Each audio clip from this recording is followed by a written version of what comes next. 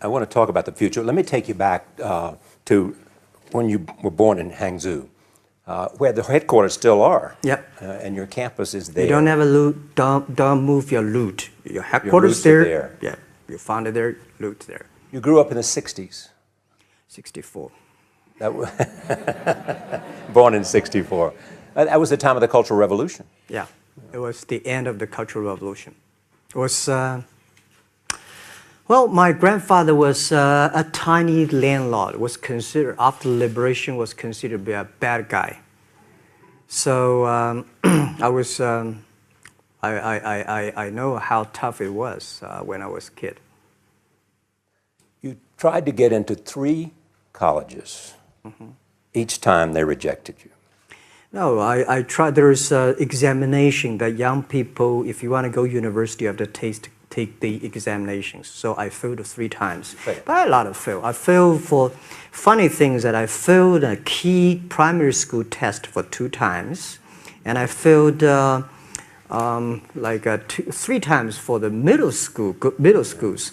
And you will never believe in Hangzhou, my city, there's only 1 middle school that lasts only 1 year. It was changed from primary school to middle school because our graduates of our school, no middle school accept us because we were too bad. Yeah. They would become a middle school. What effect did it have, though, being rejected? Well, I think we have to get used to it.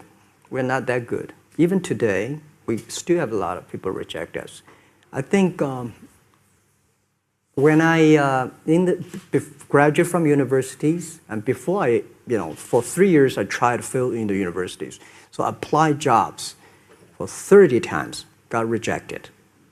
I went for a police. They said, no, you're not good.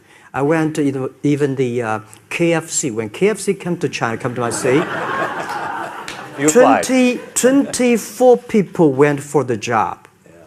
23 people were accepted. I was the only one guy. And we went for police. 5 people, 4 of them accepted. I was the only guy that I received it.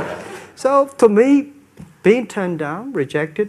Oh, by the way, I told you that I applied for Harvard for 10 times, rejected. I know I'll be rejected. I just don't want to say that. Yeah, sorry now.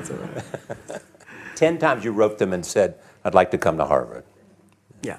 And then I told myself, someday I should go teach there, maybe. I think that can be arranged. Richard Nixon came to Hangzhou. Yeah. And after that, tourists flooded the place. Yeah. And that's how you learned English. Yeah. I really like I don't know why, at 12, 13 years old, that time I suddenly fell in love into the language, the English. And there's no place you can learn English at that time. There's no books, English books.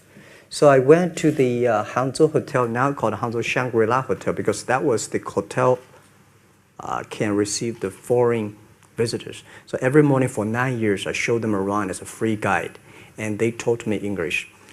And I think that changed me. Today, I'm 100% made in China. I've never got a one-day train outside China. Yeah. And when people talk to me, say, Jack, how can you speak English like that? Why sometimes you talk like an Western guys? I think that was the 9 years. These Western tourists opened my mind because everything they told me are so different from the things I learned from the schools and from my parents. So now I have a habit. Whatever I see, whatever I read, I use my mind. Think about for 2 minutes. Is that how Ma Jun became Jackma? Actually, Jack, the name was given by a lady in tennis. She's a tourist. She came here and she said, came to Hangzhou. We become a pen friends. Ma Ring is so difficult to pronounce. So she said, do you have an English name? I said, don't. So can you give me an English name? She said, okay. She said, my father called her Jack. My husband called Jack. What do you think about Jack? I said, good. So I've been using that for that many years. Yeah.